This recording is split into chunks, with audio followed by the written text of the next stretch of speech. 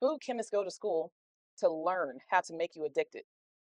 And then the same system turns around and tells you you need more protein while selling you engineered products your body actually can't use. And then tells you your belly fat is a willpower problem and it's actually not. Two lies have been running your health for years. And today we are blowing them both wide open. Your body's not broken, it's been misled. Stay with me. Welcome to the Informed Choice Podcast, where natural healing meets practical truth. I'm Eni, the Naija Goddess, and this is where we simplify holistic wellness so you can stop guessing and start healing. Today's guest made a shift that most people talk about, but very few actually do. She walked away from her career as a hairstylist and salon owner, moved her family to a suburban farm, and built an entirely new life and practice around one conviction: that the body is not broken, that it is simply responding to what it has been given. She's a certified integrative and holistic health coach, a yoga instructor, a meditation facilitator, a certified herbalist, a Reiki master, and a healing touch practitioner, just to name a few. She is the founder of Rooted Holistic Wellness, where she works with both men and women to achieve hormonal balance, improved energy, better sleep, and optimal gut health through the holistic and intuitive approach to well-being. She has had her third child at age 46, which she would tell you taught her more about the female body than anything she had studied before. She has helped clients reverse symptoms after years of trying everything else. And she has built her entire practice around a philosophy that she wants every woman listening to hear today. Shame is worse than sugar. Please welcome Mandi Murrow to the show. Hey. I'm so glad you're Thank you here. so much. How I are love this. you? I'm so good. You're Um, so beautiful. I'm Oh, just thank so glad you're you. here. It takes one to know one. Oh, thank you. Okay, I'm going to jump in. You're cool with that? Yeah. Okay, so let's do it. All right. Well, you made a significant shift from hairstylist and salon owner to holistic health coach and hormone specialist.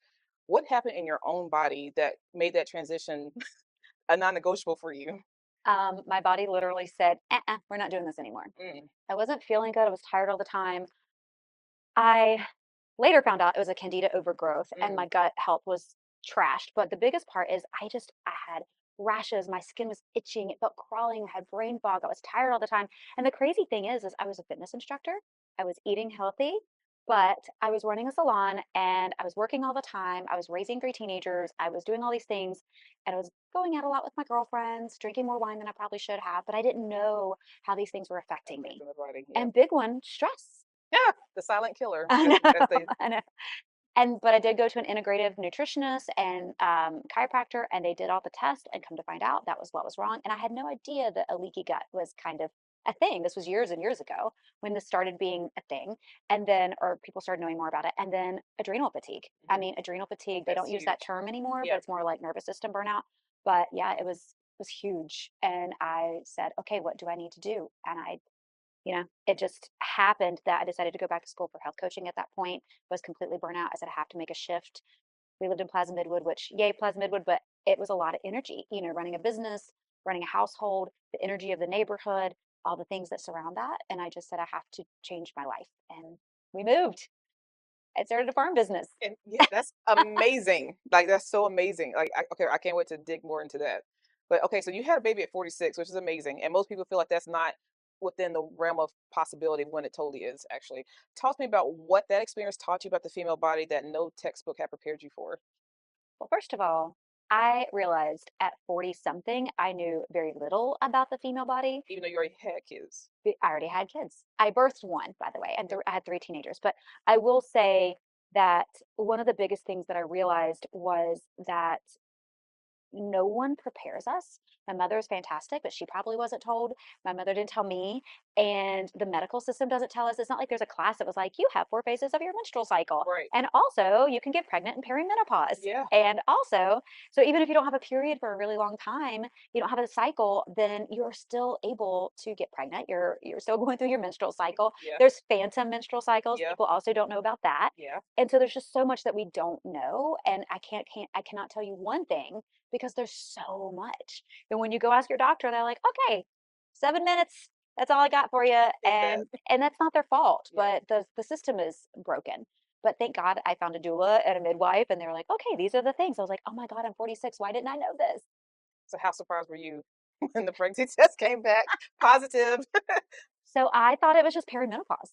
Honestly, I just thought it was like a Oh. more advanced, a bunch of symptoms, more symptoms. Oh, I'm so tired.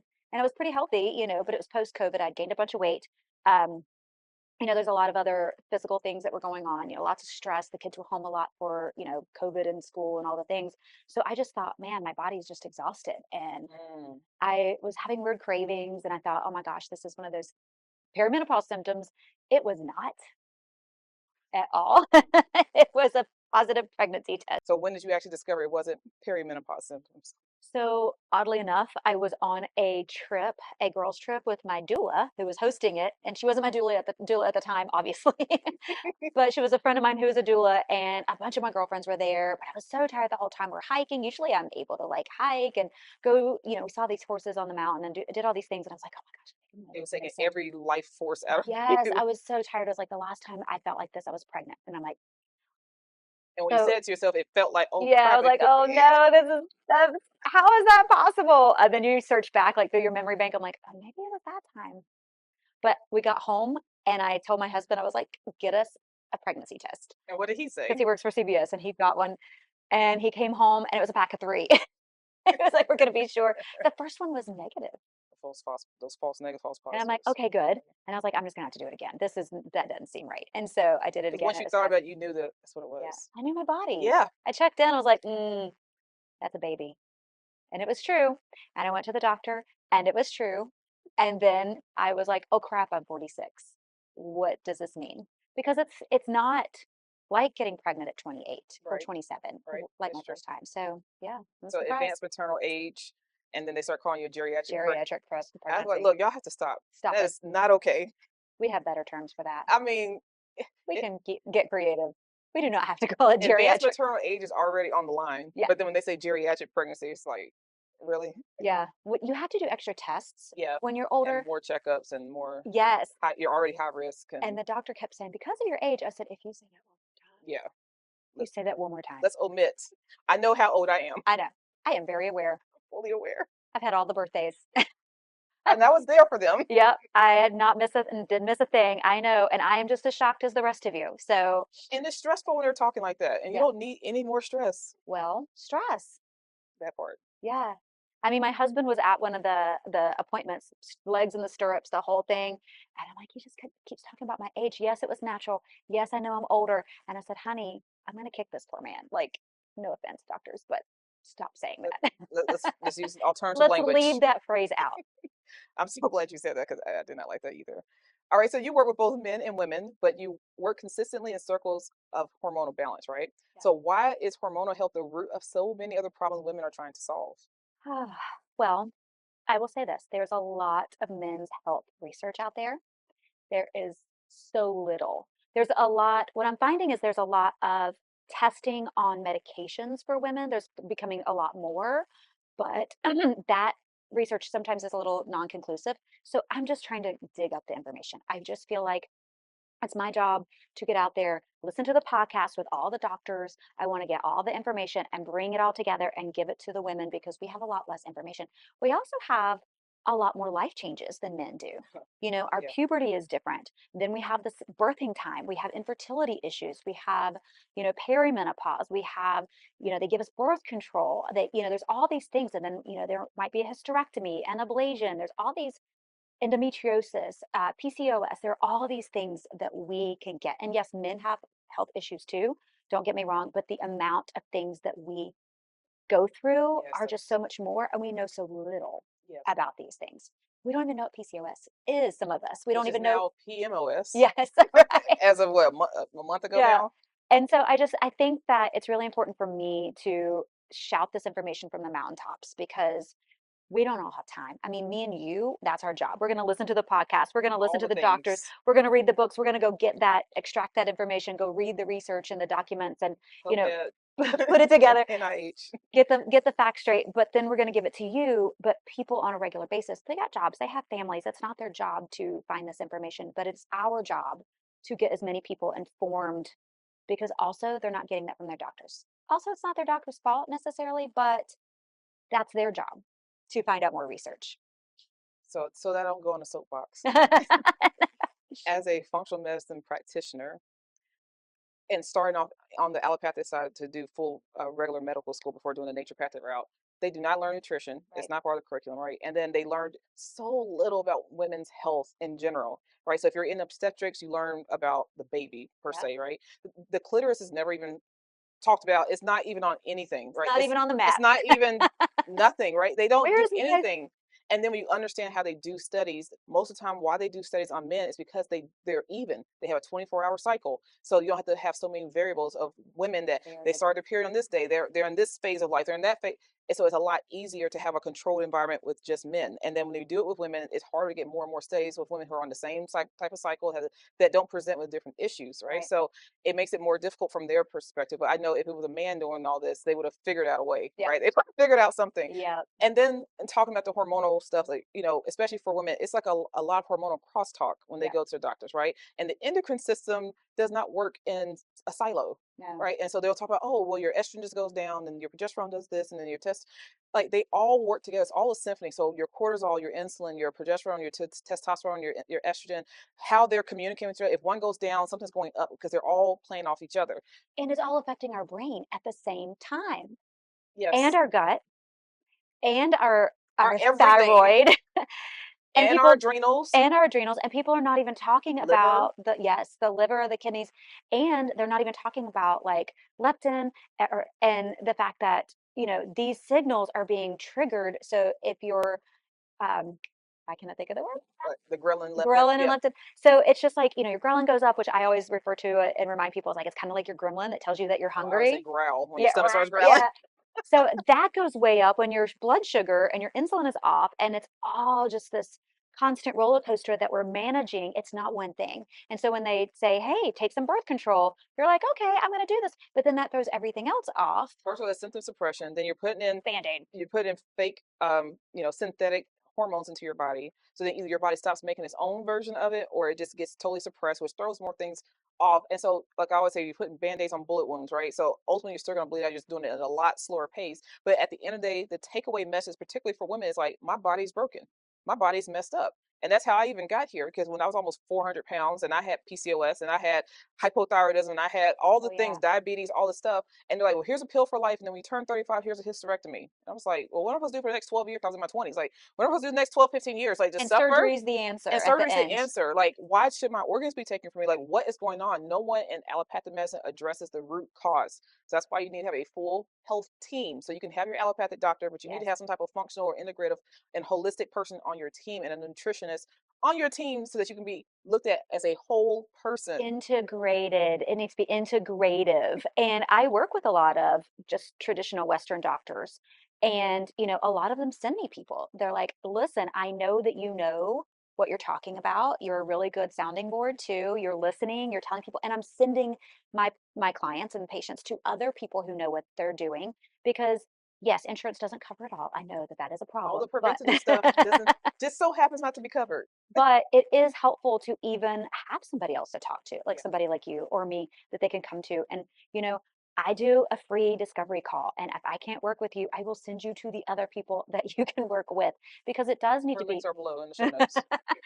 But I do think that there are so many people out there, whether you need a chiropractor, whether you need hypno breathwork, whether you need a functional doctor, medical, clinical, or practitioner, whatever you need, you've got to find that. But you have to start digging and you have to start educating yourself. And your doctor is definitely step one because you do need blood work, even though Yes. some don't want to do them right away. But you can always come to somebody like us and we can give you a list like, go get these tests done. It's just like cortisol. The saliva test is a really quick and easy way to check that cortisol, you guys. Just, The AM cortisol tells so much. yep. But first, I want to say you have to advocate for your own health. You cannot put your health in somebody else's hands, especially your doctor.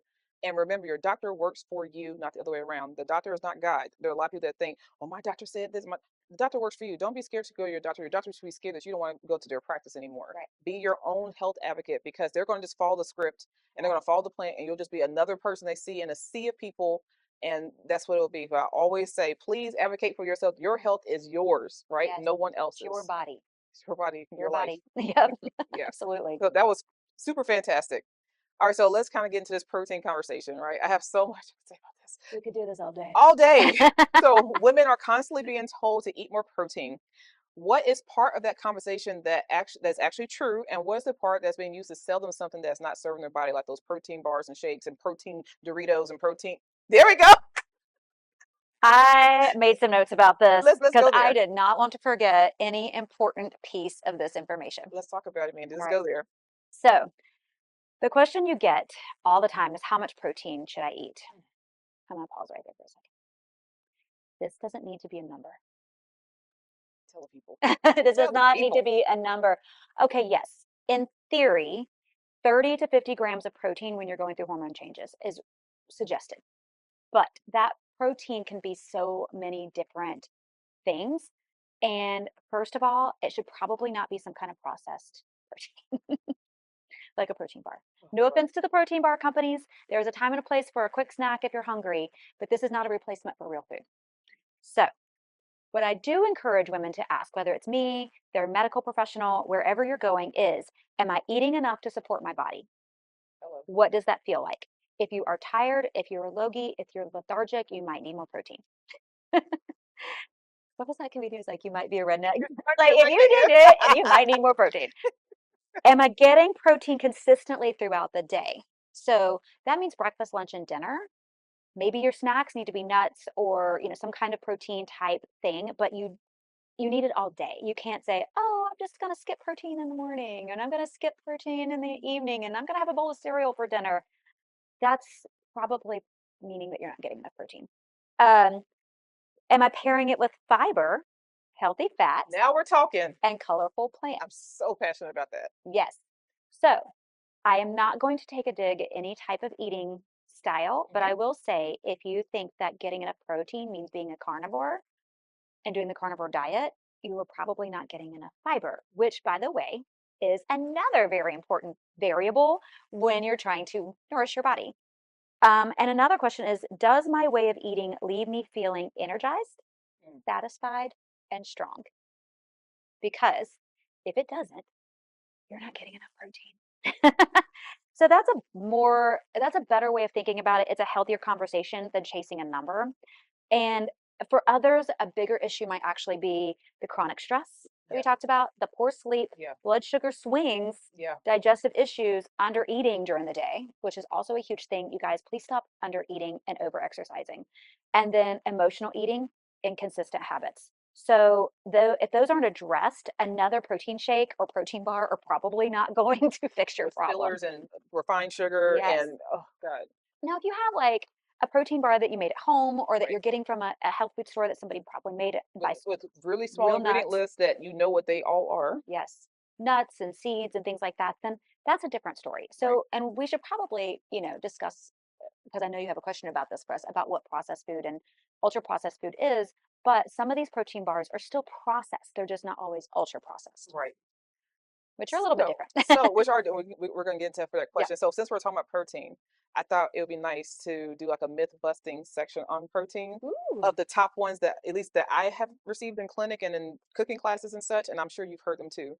So the first thing I like to let people know, your body does not store protein. No. Okay? Once you eat what your body needs, you excrete the rest. So that's the first thing. So unlike like carbohydrates, which stores like glycogen and fat in your adipose tissue, your body has no dedicated storage for protein. Yeah. So to be healthy and to meet the standards in the United States, you need zero point 0.8 grams of protein per body weight, right? And if you're working out, they're going to raise up to 1.2. Who's going to do all the calculation? Yeah. Stop doing math. Just stop, Food right? should not be math. It should be balanced. It should be balanced. And if you're eating enough plant sources and if you're still eating animals, if whatever you're doing, if you're eating a wide variety of things and making sure you get enough fiber, because that's the question Fiber. Americans are not asking. Are you getting at least 10 to 15 grams of fiber per major meal? That's what you need. You need all the micronutrients. Everyone's focused on macronutrients. Haven't met anybody in the United States that's protein deficient. I haven't seen anybody in the hospital or in the clinics I work at that is there because of protein deficiency. Right? I have not seen. Have you seen that in your clinic? I haven't seen it.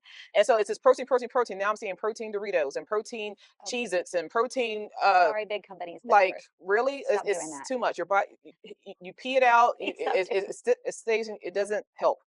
Second myth: excess protein really puts a lot of strain on the kidneys.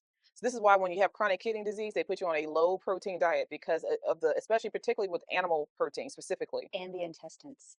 Yes, yes, that's true. I didn't even get into SIBO and all that stuff, and irritable and We other won't even things. go there, but just know that it can sit in your intestines for a very long time. And that's really actually more specific to animal protein. I'm not saying anti-animal protein, but when you're eating in excess, like she mentioned, like with his supposed carnivore diet, first of all, just as a quick soapbox, you're not a carnivore. You do not take an animal, kill it, and eat it raw right then and there, okay? Because you would I not. mean, You you don't. might, You but would like you wouldn't live too long, it wouldn't be right? delicious. So just eating a ton of meat with all that saturated fat and all the things, if you want to do that for, that's not a diet for a long No, lifespan, yeah. right? And all the long lifespan diets are plant forward diets where they eat 90% to 100% plants of some sort. Those are all the blue zones do. So because they eat lots of fiber, amongst other things. But anyway, let me get back on track. Number Sorry. three, most people in the Western diet are not protein deficient. Okay, like we already talked about, I haven't seen anybody in the hospital or clinic uh, that's been protein They're deficient, nutrient deficient. which is a totally different thing Yes. because we're not eating because you're eating a plate of beige. Yeah. Okay, so For everything's processed food. fried or yeah, and I call them food like substances because Yep. ultra processed food is not food. Yep. I always like to clarify that plant protein is exactly adequate or even better than animal protein because one, all protein comes from plants. Full stop. Eventually, yes. From Okay, beginning nothing to from end. photosynthesis to create amino acids are in the plant, and that's why the animals that humans tend to eat are herbivores, Yep. right? They're eating the plants. Everything you eat in terms of flesh is a byproduct. So all initial protein on this planet comes from plants first. And I have a side note to that. If you are not eating grass-fed beef, then you're eating beef that is essentially not good for you anyway. So if you're eating animals, then they need to be eating a clean diet. So I need That's natural for them. that's natural for them, not hay, not corn. I know farmers disagree with that because it's a But it's industry. genetically modified corn, it's genetically modified soy, it's all these fatteners and fillers to get them fat quicker so they can go to slaughter quicker. So all this else, especially people say, oh, I don't do soy. I'm like, but you're eating the But animal you're that's eating eating it. all the soy, right? Yeah, Like, and you're eating mostly all the cows you're eating are female cows with all their estrogen. You're eating all of that, but yeah, they disassociate that. yep. And then in general, you can look on PubMed, you can look at NIH studies or anywhere you want to have proper research, like Google Scholar, not just like WebMD. High protein diets are associated with an increased all-cause mortality when the protein comes from animal sources. So whether you're eating animals or if you're strictly vegan or somewhere in between, you want to make sure you have a mix, a diversity on your plate. And so, in my book, we talk about the PF3 framework. So it's protein, fiber, fat, and flavor. Okay, the flavor keeps you going back. So if you have that fiber on your plate, you have quality protein on your plate, whether it's plant or animal, but you have plenty of fiber and it's colorful, right? And you have a healthy fat source so that you can absorb all your water soluble and fat soluble nutrients, then that's a complete meal. And so if you look at your plate and it's all brown and it's just fried chicken and macaroni and cheese, And mashed and potatoes. there's no vegetable, like you're missing the mark. Yep. And another thing about the fats, it's brain health. And another thing Hormonal about the health, flavor, all of those herbs and spices are actually good for you. I medicine. mean, think about, the cumin and the turmeric and the pepper helps absorb the nutrients. And so when she's talking about the flavor, it's not just about the flavor. It is literally an adaptogen. It is an herb normally. All these things help our bodies do things that they're supposed to do. There's a piece there's a reason. There's a reason that we do this. And so if you're eating bland food, then you're cheating yourself, not out of just flavor, but out of nutrients. Preach, girl. This is why I say this is why yeah. Okay. So I just wanted to do that quick myth busting I love section that. because people are they're just protein crazy right now.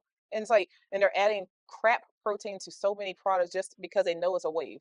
Well, and I don't want to hammer on that carnivore diet, but I do want to say this. Like, yes, people are losing weight, but what you're also doing, if you're doing these things more than a set amount of time, like you were saying, any of these strict diets that limit your foods, and we're talking real foods. When we say limit foods, we're not saying limiting processed foods. We're saying limit real foods. If you're limiting real foods out of your diet, what you are doing is causing your body to be nutrient deficient. We need all of the things. You need it for your gut. You need it for your your blood sugar. You need it for your sleep. Yes. You need it for your hormones. I mean, our bodies need these nutrients. They're here for a reason, for real. Like for real. Yeah. Yes. So speaking of that, you specialize in gut health, nervous system regulation, and sleep at your three like foundational pillars. How does a disruption in any one of these create conditions where belly fat accumulates and protein cannot do the job in the body? Well, I will say this, it is the chicken before the egg on Mm. all of these things. Like if you're not getting good sleep, then your hormones are off and then your gut health is off. And it's just this cyclical danger zone all the time. And Let me talk about sleep for just 1 second. Mm, I have struggled with sleep off and on. I have found things that work for me. I help my people with all of the tips and tricks with sleep. But what I will say about sleep is it is not a badge of honor to get less sleep. It is not a badge of honor to go to bed at midnight and get up at 5 o'clock. 4 to 5 hours of sleep, you are cheating yourself out of that inflammation help. It's helping with lowering inflammation, especially that morning time sleep. yeah. I'm not saying sleep until 9 o'clock. What I'm saying is when you get that right amount of sleep, it's that towards the morning time that you are lowering your inflammation. That is the time that it's hormone balancing. It's the time that the cortisol regulates. And cortisol is not bad, you guys. What's Yeah, that's happening what wakes you is up in the morning. right, it's what wakes you up. But also, if your cortisol is off, you wake up in the morning like, oh my God, Yes.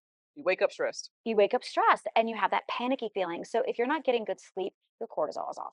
That's going to do the belly fat thing because then all day your blood sugar is going to be all over the place. And then there's cravings. And then if you're craving things, you're more likely to crave what? Salt, And sugar. sugar. And sugar innately is not bad, but if you're not balancing your sugar with your food, then you're getting too much. And that's what we're going to grab, right? And then the next thing you know, you are grabbing that. Then it makes you hungrier because you're Right. eating empty calories. And then it's a vicious Right, and cycle. it's the cycle, and so everything is off if you're not getting your sleep.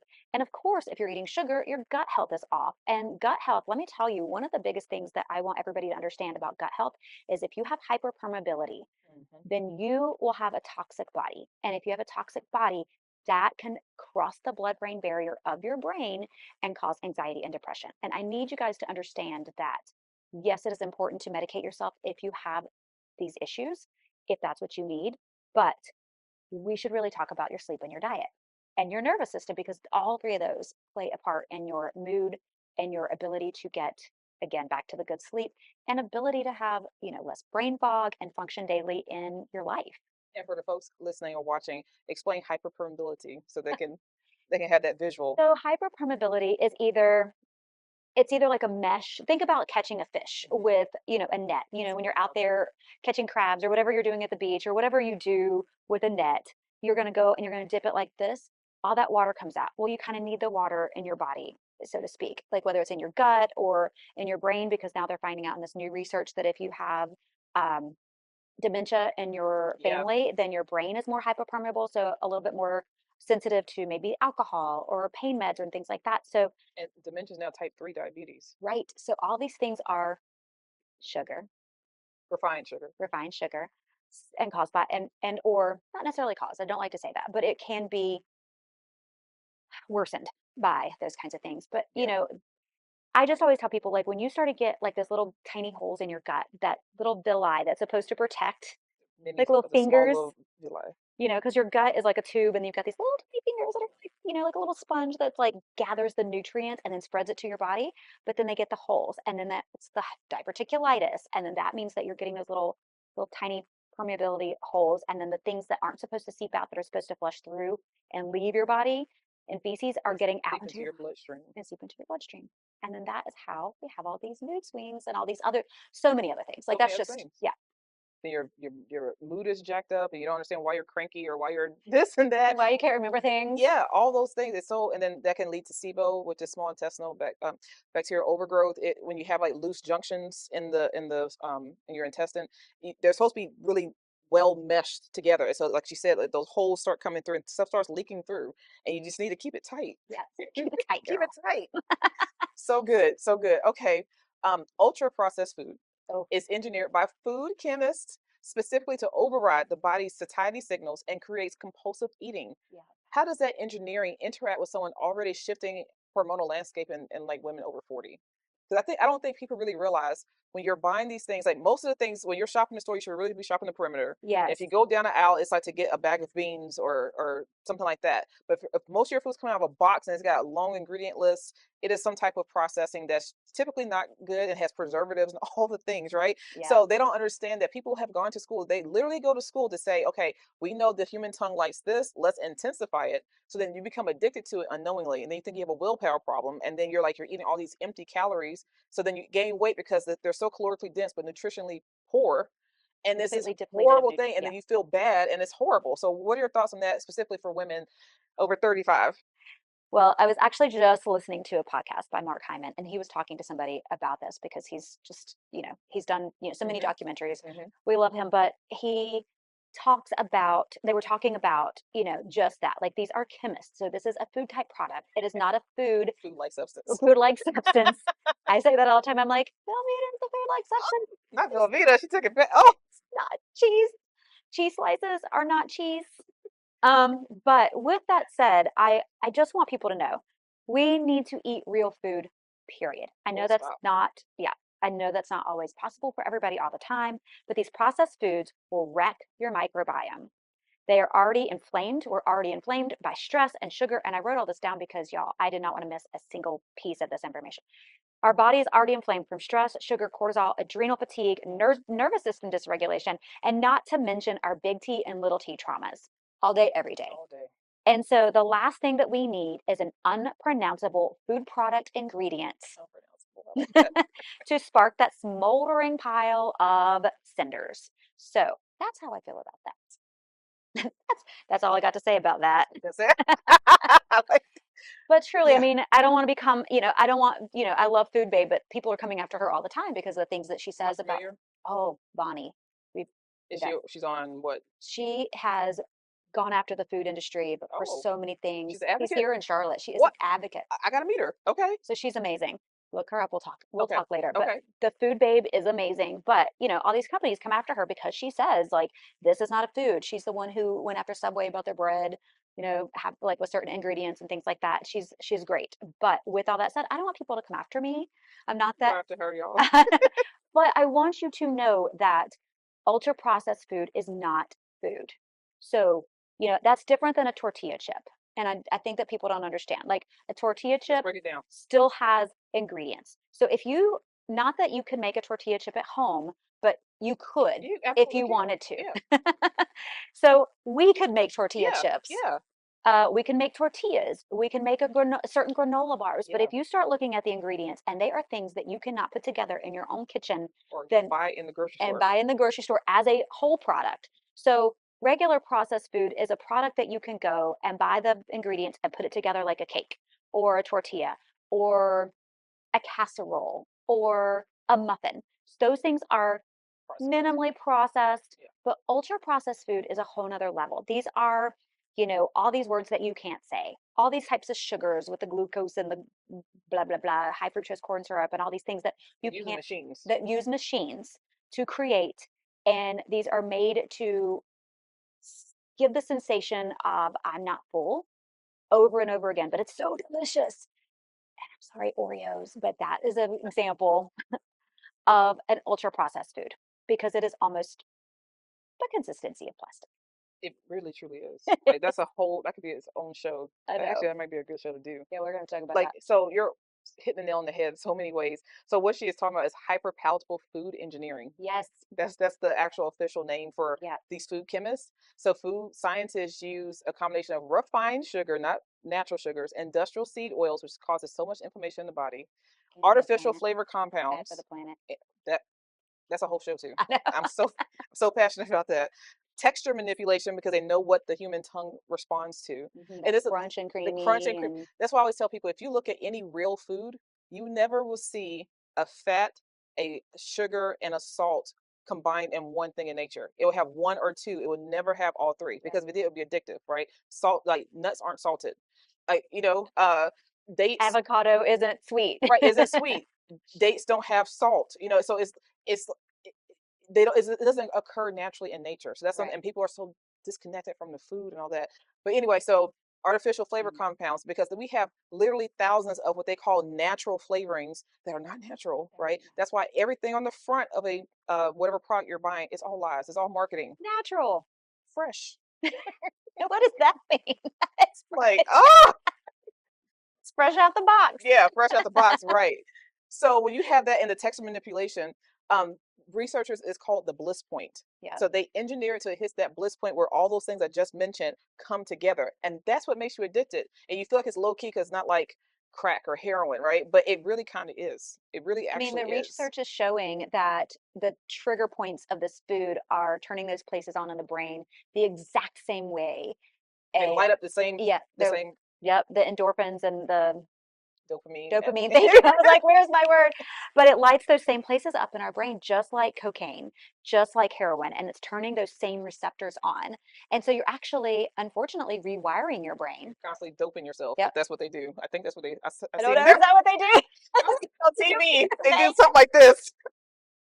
Not We to have no idea. I have not done that, but I mean, I've seen it in the But movies. that's what if whatever they're doing, whatever hand signal thing, you're essentially doing that when you're eating these ultra processed Yeah, foods because we all eat in some unless you're completely 100% raw vegan, and even still, even when you take a carrot like out the ground and you steam it, it's technically processed, right? So there's a spectrum of processed it changes foods the chemical makeup in the plant.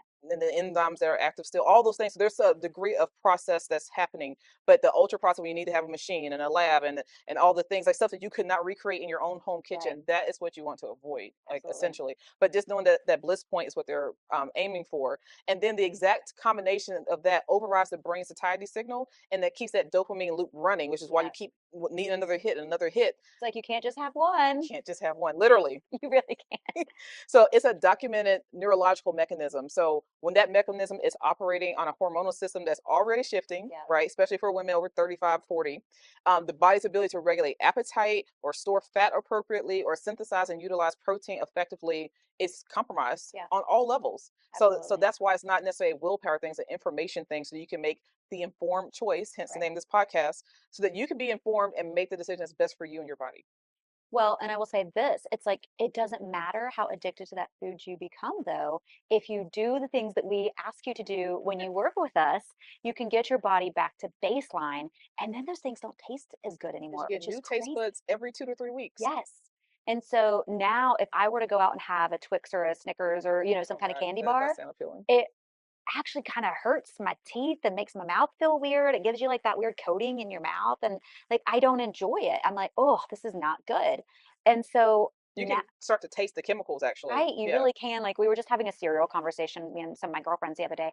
And I love a bowl of cereal every once in a while, but I can't eat. They were like, oh, what about Cookie Crisp or, Fruity Pebbles or I can't remember. Oh, what are the Cocoa Pebbles? Oh, And I I'm used to like, love I those. know when I Oh was a my kid, God. but they were also different when we were kids. I So think there's also so. I that think so. different ingredients. But now if I were to eat something like that, I am like it just doesn't taste good. It's not appealing. I'm not like, ooh, I need another bowl. I'm like, why did I do that to myself? Yeah. So it is a different experience once you detox your body from these things. It's not like once you start to eat them, you are forever addicted to those foods. You can fix that at any point that you want to. And what you just said about the cereals and stuff, it's specific to America because they put Right. all this crap here that they don't even sell in the European Union. They don't even sell in It's Canada. They illegal. are banned, Yes. right? So you can go, like I used to work in Italy all the time. If you go to Italy, you can buy the same whatever that's still not healthy though. Fruit Loops specifically. They've got like six They use like, ingredients other yeah, places. yeah, and it still Yeah. tastes great and it Yeah. still looks the same, but it doesn't have all this crap in it that Yeah. really kills you slowly. So yeah, so that's why sometimes people say, well, why don't I go to Italy? I can eat all the bread and pasta and stuff, and I don't gain any weight. I feel fine. I come here, do the same thing, you blow up, right? It's because of all the stuff they allow here in the United States as well. So I think you'll find this interesting. I don't know if we talked about this before, but when I worked for the weight loss clinic, Mhm. one of the things the ladies that I worked with told me that a lot of people who are first generation in this country gain so much weight They get the eating the same same, yeah, diseases as the as we do. Americans. And it's crazy because they're eating the same foods that they would eat in their country, but because the way that things are grown here and the things that we put on our plants here and the way Glyphosate. things are processed here, they get the gut issues and they gain weight and they have the illnesses and they get, prediabetes and diabetes and all these problems. And they get sick and they are like, I don't know, I'm eating the same thing. And I'm like, but you're not. You're literally It's not. not the same food. Yeah, your food-like substances. And it's the thing, like you might think you're eating perfectly good vegetables. And that goes back to that organic thing that we had talked about before. It's like, I'm not trying to say go out and eat all organic because sometimes that doesn't save you. But most of the time, you are not getting the same chemicals on your food as you would with regular vegetables. And especially if you get organic and local and your farmers. Go to your farmer's market. They should know your name. They should know your face. Okay. Like my produce managers at all the grocery store shop, they know me by name because I'm like, yeah, I need you to have that You're here, like, oh right? no, here Here's, comes but Annie now they're again. like, but now they're happy to see me because like, oh, well, we actually started selling it. I'm Yes, like, yeah, the people want people want it. options, right? But yeah, I go to the Charlotte's regional farmers market, and Yep, so I know my guys. They're great. like, yeah, we just picked this one last night. I knew you're coming. Yes, I need to know. Okay, and sometimes when you know your farmer, the organic labeling process is very expensive. Yep, So it may not be labeled organic, but exactly. they actually are organic, but they just couldn't afford it because farming is a whole other Another setup. show in itself, right? But I will also say with that, a lot of these farmers are actually doing sustainability processes that are not even considered when you're talking about label organic. I mean, we can go into this so deep, but just know that if you know, just like I think Uncle Matt's is a sustainable farm and they do the orange juice. They do. They do. I forgot about that. I totally forgot I about learned that. that when I worked for Mega Foods, the vitamin company. I totally forgot about Little that. shout out. This was up. Yeah. Yeah. And then the whole, anybody who's watching my show, I'm very passionate about eating organic and why it's important. It doesn't make it 100%. Right. It's not Okay. going to save you 100%, but Right. But it's super important. That's why if you go to the Environmental Working Group site, and I'll link that below, look at the Dirty Dozen and the Clean 15. So that way, yeah, if it's a money issue or a resource issue, these are things that you just have to buy organic. Like you have to buy organic strawberries and blueberries. You just have to, yeah, right? But a yep, cantaloupe absolutely. or a pineapple, or an orange, because it has you can get away with, if that's an option. Like if it's not an option, like I can't buy everything organic. Make sure everything on that Dirty Dozen Your list, lettuce should be organic. anything that's sprayed directly that you put in your mouth that can be sprayed directly with glyphosate, roundups, and all the other chemicals, that's what you want to buy organic. Anything Yeah, that kind of has a peel, it's not that it's great, but it's better. yeah, Yeah, like I'm absolutely. so passionate. I'm so glad you said that. I like to add that because I want people to know. And it's not, I also don't want people to feel overwhelmed. And I Yeah, think that the Dirty Dozen and the Clean 15 are kind of helpful because everybody's like, oh my God, toxic food everywhere. We all do the best that we can. do the best you can. And the more you know, the better you can do. One step at a time. Yeah, Yeah, just one step at a time. I always say, be kind to yourself. yeah, Right, you've already made the decision. That's half the battle. So if you're only starting with one thing and say, okay, well, tomorrow when I get strawberries, I'll make sure they're organic. Your body will say thank you. yeah. So just be kind And to shame is yourself. worse than sugar Oh, tell the people. because every time you feel shame about that, you're messing with your stress, you're messing with the nervous system. You need to eat this intentionally and say, you know what? I did the best I can. And I'm eating a real food. And that's better than eating a A processed food. food-like substance. Processed food type Okay, thing. I'm going to take a little bit of a left turn, but still under the same All right. umbrella. So breath work is a significant part of your practice, right? It's so, so, so good. Most people think of it as a stress management tool. Well, it is. What is the clinical mechanism that connects breath work to metabolic function and hormonal balance? I did some notes on this one too because I want to make sure when I answer your questions, I want to make sure I get everything because I could talk about this and go off in left field, which we love Yes, that. It's all information, y'all, but we can go off topic very easily. very But easily. so I just want to say this. So breath work influences one of the body's most powerful control systems, and that is our autonomic nervous system. And so when we talk about nervous system dysregulation, that's what we are talking about. When we spend less time in a chronic fight or flight state, cortisol levels can normalize, digestion improves, blood sugar regulations become more stable, and the body is better able to support healthy hormone function. Therefore, breath work isn't a cure for hormonal metabolic issues, but it creates an internal environment where the body can shift from survival mode to repair, recover, and better overall regulation. So, in other words, when you are telling your body that you're safe, we are putting out those cinders that we talked about earlier a little bit. So, we're putting out the fire because if you had the candida overgrowth or you have, SIBO or some of these other issues, then your body is on fire. Literally. So we just want to extinguish that fire a little bit. We want to bring it back down because if you do that, then you can rest and digest. And the more you're telling your body that you're safe, the more that you're doing this breath work, the more you're doing somatic movement, the more you're moving those things out of your body, the more your body is like, oh, I'm safe. I can do the things that And I I can need to do. release. Yes. Yes. And I can actually function. So these other functions, I was also listening to a podcast about fertility, and we're not going to get on that subject because it's not really in my wheelhouse, but it tells you how important this is. They are finding that stress is the number one reason why fertility is down for women and men. So, if that means that your body says, we can't have a baby right now because we have to protect your organs, that lets you know how important stress is to your daily functions for all things. And it talks, that also goes back to your nails, your hair, all these things that you see on the outside, your skin, the, yeah, the collagen in your body. All of this is secondary to your organs. So if you're stressed out, all those things that make you feel pretty, they are not going to be seen as important to your body because they are secondary Like, oh, functions. put that on the back I burner. know. We don't need those hairs. We need to save the organs. Yes. So if you are, living in this chronic stress, chronic fatigue, adrenal burnout, adrenal fatigue state all the time, and we're talking little T traumas coming at you all day long. If you're like, oh God, this email is going to stress me out, breathing, and I know we do it automatically, but you will see when you start doing breath work, you will notice how often you are holding your breath. It's true. So My true. husband's like, why are you breathing so heavy? I'm like, I don't know the last time I took a breath. It's so true. But it is changing.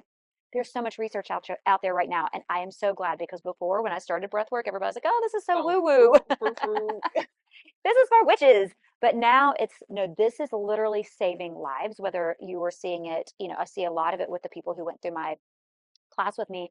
They're in the psychological fields. They are Mhm. psychiatrists, they are therapists, they are counselors, and they are using this modality to actually change people's lives. And they are saying, my people have been coming to me for 7 years, 10 years, however long. And I did 3 sessions of breath work, and they have gotten deeper than they did in that 7 years of talk therapy. And it's changing lives. And that's why the first time I took I went on this Healy Healers. I'm going to shout out Liz Burkholder. Dr. Liz is amazing. She does this practice. She's the one who taught me. I was in her cohort. She is literally out there changing lives. And she has a story about her cancer. She has breast cancer. She is healing her own breast cancer through multiple channels, breathwork being one of them, food being another. But through that, her cancer is actually shrinking. And she tells this in her podcast. But I will say this, the biggest thing that has changed my life was doing the food changes and the hypno breath work. And once you put those two things together with, obviously changing your habits and the other things that go along with that, you can change your life. There's so much to unpack there. But for the viewers and listeners, if they've never heard of hypno breath work, would you give them a Yes. taste of what that is? So breath work, a lot of people have heard of this and a lot of people do it, and there's so many different modalities, but the specific style of hypno breath work is about the somatic movement. It is visualization, verbal visualization. There is some music tied to that, but it's all about a little bit of IFS, which is internal family systems, where we talk about the inner child, your empowered self, and we go a little deeper than just breathing. And there is a lot that gets uncovered, and we're looking for that safe place in our body that we were talking about earlier, where you go to your heart space garden, and you can call it whatever, but that's what we refer to it in hypno breath work. And knowing that there is a safe space in your body to return back to whenever these big things happen all around you, where you can take these breaths that you're taught to take, whether it's a circular breath, or, lion's breath, or, the 4-4-4 box breathing, all these different kinds of breath work, you can return to that safe space in your body and immediately lower that cortisol, immediately lower Blood that pressure, blood pressure. even And blood sugar. yes, Yeah, there's new research coming out of like Harvard and Yale about like it blood sugar. lowers blood pressure. And people are like, what? And I'm like, y'all, you got to breathe. Intentionally breathing. And that's part of it. It's like the intentional breathing, the verbal visualization, the coming back to a safe space in your body, and just titrating your breath and listening to your body throughout that process. And it's guided. So you have a guide, but we teach you processes that you can do yourself. And it's so powerful. I know it for if this is your first time hearing it, it can really sound like some, as people say, tree hugger stuff, whatever. But it really Granola does crunchy work. thing. Yeah, but no, it really does work. And from a clinical lens, this is called chronic sympathetic activation, Right. right? So that is when your nervous system is in a sustained high alert, and then your body comes in a catabolic state. Yep. And that is what you don't want. That's the state that I lived in for so many years. And that's that your body breaks down muscle tissue Yes. and for fuel instead of building Yep. muscle, right? And that's I what that's always the tell very thing you everybody it's don't like it want. eats itself. Like literally, like even brain tissue because you're not getting enough sleep and all these other things. It's That's why everything works together and understanding that. So you're losing muscle mass, and you're gonna feel even worse. You're not gonna feel as strong, because that's what actually ends up happening. And so that sends the body is realizing like you're not safe. Yep. So we're gonna, in my case, at foreign travel, it's gonna hold on to every single thing. Like I could go on a water fast, I will still gain weight. I could eat clean salad stuff and still gain weight, because every calorie is like we're holding on, we're holding on, we're holding on. And some people naturally hold, some people naturally, like when they get stressed, they get super skinny and they Yep. can't eat and all the things. So people are on the spectrum, right? So it's so important. And then I've told this before, but I hadn't shared with you. in school, like in clinic, you always are testing yourself, right? As you're learning all this stuff, I'm always shooting myself up testing. But I wore a continuous glucose monitor for 7 months last year. It was And it's so like a eye-opening really cool thing to because my learn. A1C is 4.9, right? Which it used to be like 6.8 or whatever when I was super sick. So it's good, but stress. And I had gone through so like my sister was really sick. It was really bad. We thought we were gonna lose her, and so it's just stressful things like that. Not only did my blood sugar spike, Yeah. it would stay elevated for like 2 or 3 days, like over the baseline. Like I normally like my fasting glucose like between 75 and 80. Right. Yeah. But then when I was stressed, my fasting glucose would be like 100, 110. And I was so scared. I'm like, I didn't feel stressed because I have become so used to compartmentalizing Storing it. and I'm storing it. And so every time I get stressed, like I'm kind of in a stressful state right now, my face gets round. As I test myself, I see it. my Yeah. cortisol, Baggy under your eyes. yes, I have that right now too. you don't. But my face will round out and get puffy, like I've just been eating ho-hos and stuff, like or whatever. And you're like, I'm Yeah, not eating I'm that. not doing that. It's how stressed, and like when I don't even feel the stress, like I don't even feel bothered, it's reflecting in my blood work. And then when I actually felt bothered, seeing it like skyrocket. Yeah. And I'm just like, that's why they say stress is a silent killer because I don't say struggle, but I'm still recognizing like, okay, Annie, you might not be aware that you're stressed, but if you look at everything that's happening and then you see your face rounding out, Yeah. then you know that's what's happening. Then I test and I see, and I'm like, oh, okay, I have got to do breath work. I've got to do more of that because I don't want this to break me down when I'm doing so much work to build myself up and be on the right path. And I want to add two things to that. One, you're noticing those dashboard signals coming on, which is what we all talk about being intuitive with our bodies.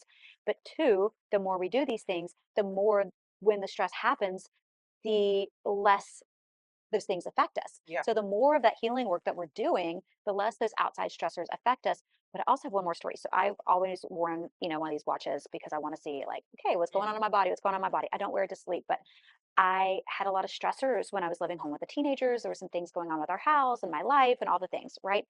I would be washing dishes and a stressor would happen in my house. My I Oh, would see my heart rate go up on oh, my watch. I'm just washing dishes. I'm just breathing. I'm I'm just just, being mindful. yeah. And next thing you know, there was like a thing, or like it was an argument with a kid, or there was a kid saying something, or was there something that triggered me, and my heart rate would go up. And I'm like, oh my God, I had no idea that that affected my body so much. And it would just be like, oh, okay, okay. Because it's like a realization in real time. That's like the CGM. It was a realization in real time. 'Cause all of a sudden I get a notification on my phone. You're spiking. I'm like, first of Like, all, what's going I'm not on? even doing anything. How am I? And I'm like, oh, that just happened. Yeah, And then I've never been a person that can wear a watch. Like I would wear a watch, and then after like a couple days, the battery just would not work. It would just stop. So I was like, let me try an Aura ring and see yeah, if that will work because like my sister has one and all that, and I would love to see that in real time too. yeah. And as a doula, and I was an REI before I switched over to functional medicine, so So I many love to things. track like all the things with female health. I like to track, and I know the new watches can do that. Like, oh, Yeah. you're off, you're Blood saturation and like all these things. yeah. So I love how you just said that, like in real time, because then you could stop and say, let me get it together, because you wouldn't have realized. You're like, I I'm know. just washing dishes. I I'm know. just cooking dinner. I'm I'm just trying to be mindful. I'm all like in my little space, but you don't realize how much those triggers, but it's so deep. It's stuff that's embedded in us that the breath work and the somatic movement gets out. I'm so glad there are practitioners out there like you that people can go to learn because it's so so powerful. But Yeah. like I look at like because of the situation that's happened to me immediately over the face just Yeah. and I've done nothing. Waste everything else is fine, but my face just But yeah. our body's sending us signals. Yeah, oh, And it's I screaming at love me. that. It's like, It screams at I mean, me. whether we like the signals that they send or not, at least like Yeah, that that's a thing yeah. for you. I hate that, but it is. So I'm like, I had to I know. regroup. I right now have a perioral dermatitis breakout, and it's happened two other times to me. One when we were selling our farmhouse, two when my dad passed away, and this one just happened recently. So there's some things going on in my life that have triggered this again. And I also know like, okay, yes, I can get my gut health right, but that's when you do have to go to the doctor, and you have to get some medications for it because you could do the combination. But when these signals happen, you're like, oh, okay, what am I not doing? What do Yes. I need to do? Yeah. And your body's telling you like something's going on. It's always communicating with And you. I You hate just have this to signal. understand the language. Yeah, I don't. I don't want this It's very signal, visible, but this it's signal. like, or especially if it's on your face, we're going to notice because we're women. We look at the mirror all the time. Yeah, literally. Gosh. And we're Okay. on camera Well, and all I the was time. very vulnerable. We're vulnerable sharing this so that it can help somebody watching this at home or listening, because your body is always communicating with you. And unfortunately, like I always say in school, we didn't learn about personal finance, and we didn't learn how the body actually works and is designed to heal itself. So Yeah. we have to learn the communication, or the dialect that our body is speaking, because it is constantly communicating with you. That you said dialect. I Mhm. love that. It is another It language. is. I love that And so most people are much. completely oblivious to it, like, oh, I don't speak Spanish. I don't speak my body. I don't speak Korean, whatever. And like, well, you have to learn it. Yeah. Yeah, because We yeah, have to learn to listen. Yeah, for yeah, sure. I love that. yeah. Okay. Whew. All right. Well, there's a woman listening right now who has been eating what she thinks is healthy, going to Mm. the gym, and still watching her body change in ways she does not understand. What is the first thing you like to tell her to look at? What we just talked about, start seeing the signals and trying to actually listen to her body. Um, Honestly, when those things are happening, we have to start looking at something a little deeper. I always tell people, I'm like, yes, let's look at your symptoms, but I love the thing about the medical field is I can't, as a health coach, I can't give you a blood test. I don't have the wheelhouse to give you a saliva test for cortisol, but I can say, here are your symptoms. Tell me what's going on in your body. And we check, like, are you getting enough sleep? What does, and I went to IIN, so I'm Hmm. going to back up on that because we talk about the second, the primary and the secondary foods. Primary foods are not the foods that you eat, they are your lifestyle. Tell them. Yes. And so I always talk about that first because that was the first aha moment for me in my coaching world. It's like, oh my God. People are like, well, what are the primary foods? Is that macros? I'm like, no, no, no. Primary foods have nothing to do with food. They have everything to do with, your spirituality, your activity, your career, your home life, whether you're cooking, Your you know, essence. yeah, everything that makes your life your life. Yeah. And it's your whole lifestyle. So you might work out and you might eat right, but that's two things in the wheel of your life. And IIN also gives you the wheel of life pie chart. So I usually have people look at that when we do kind I'll of like put a that up coaching on the call. screen. Yeah, it's Yeah. so helpful because it's all the little pieces that create the full circle. And there are a couple parts of that. It's like we look at the wheel of life. I'm like, okay, we have this, and we also have the symptoms, and then we also get a blood panel or the test, and we put that together because it's like we need all these parts. We're like, all right, now let's put this together. And that gives you a full picture of what is really going on in your body. And then that way, then you as a being, as a full being, you're like, oh, okay. Because I went through that too. I'm like, oh, okay, this is really, I'm stressed out. I see that. And then, oh my gosh, my gut is off. And oh my gosh, my cortisol is through the roof.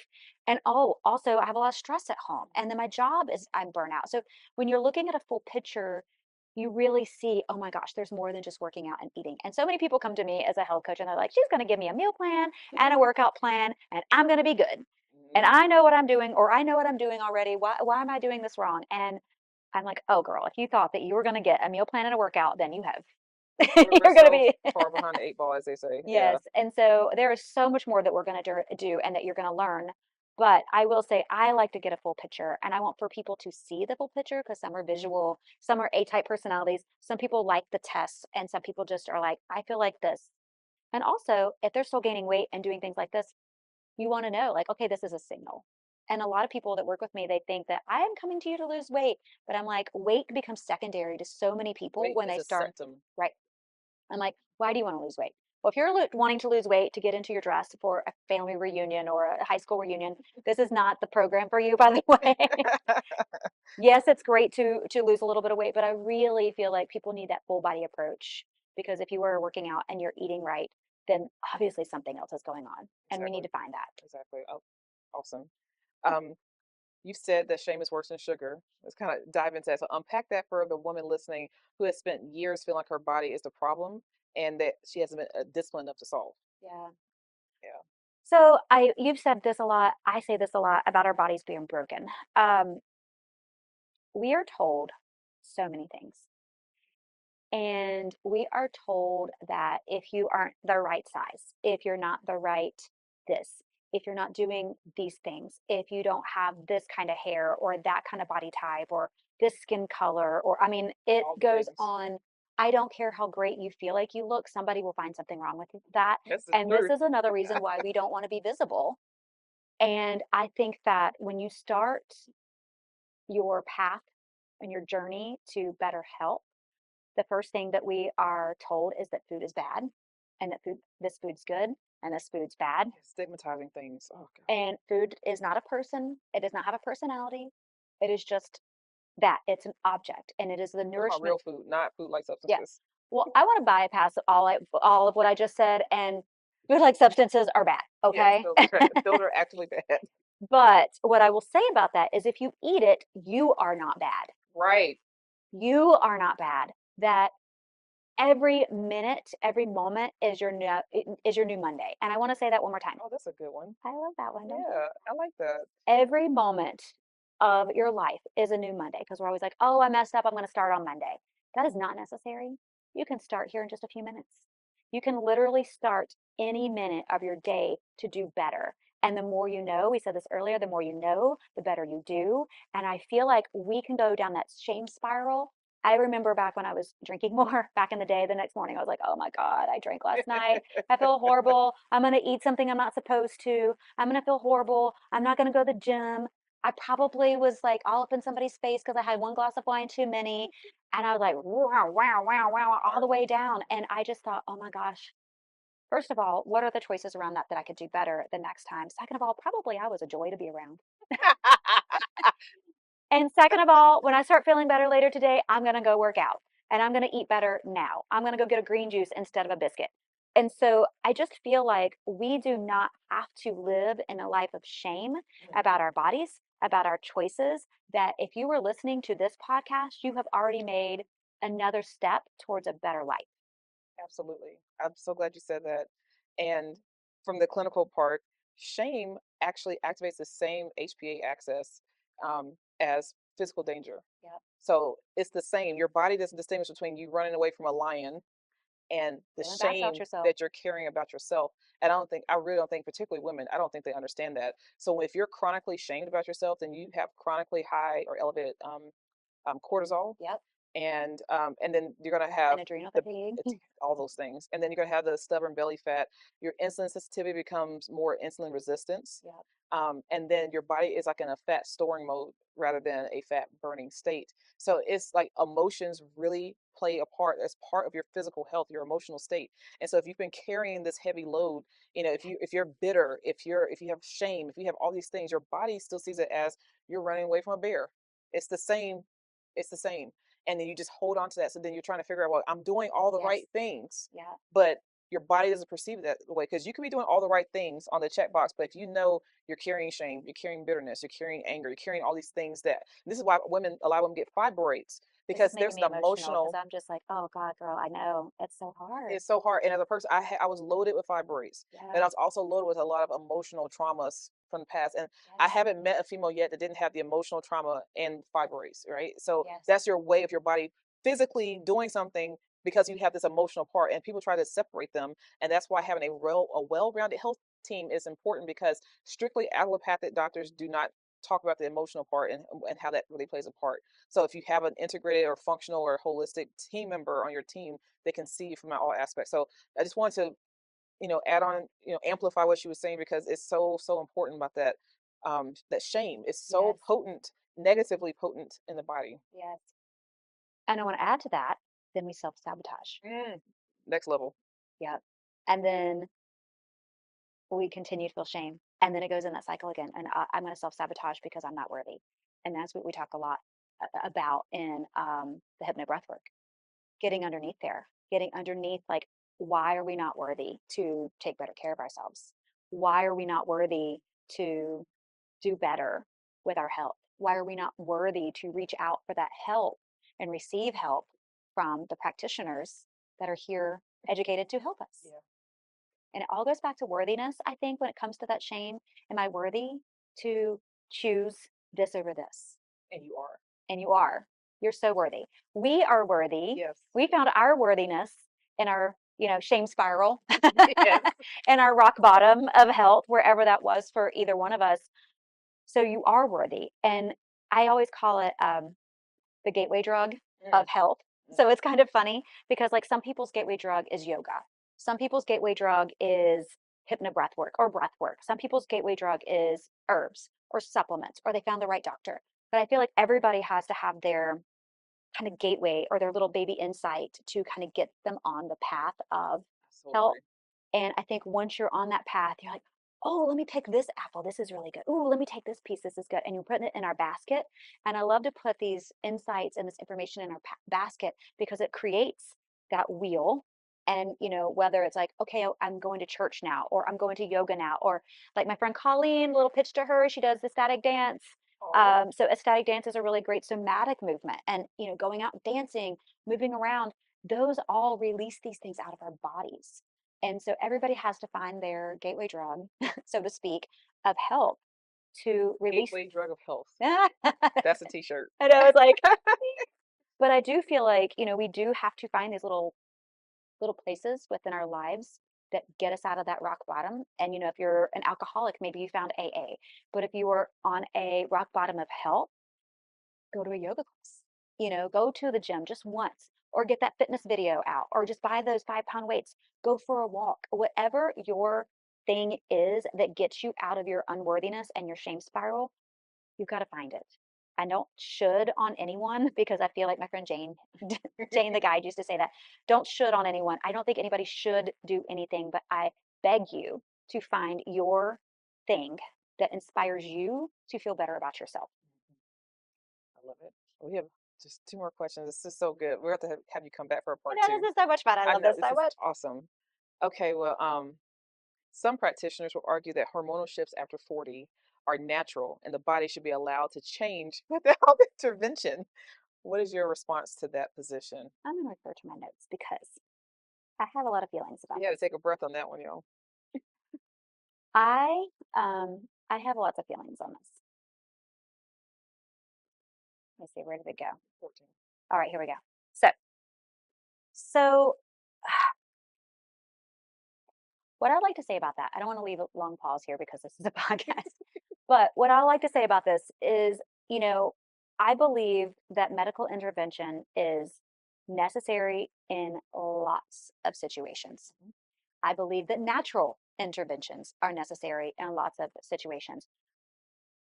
I talk about this a lot. You cannot be intuitive as to what your body needs until you get back to baseline. I talk like, let me just tell you, I have had 5 conversations in the past 3 weeks, literally, with other doctors and nurse practitioners in the wellness space, specifically trained in women's hormone health. And the first thing that they have said is we do not want to put HRTs Ooh, or anything in an unwell body. And they said they will take that quote and they will stand by it. that's so true. That's So so true.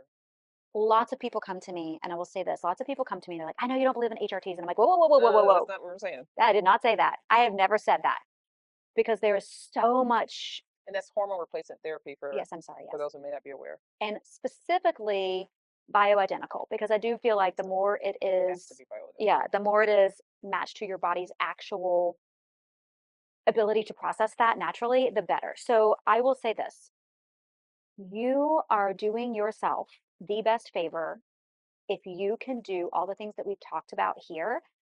Get your gut health in order, get the stress under control, get the healthy habits and the sleep and the cortisol down, and get those things in order first, and then add in whatever other interventions you need. And supplements are so necessary. Mhm. Oh, God. If you are low in estrogen or progesterone, or one is high or higher than the other, and they're not where they need to be, and there are blood tests for this, and I tell people all the time, get your blood work done. Don't guess when you can know. I know. Oh, I love that one too.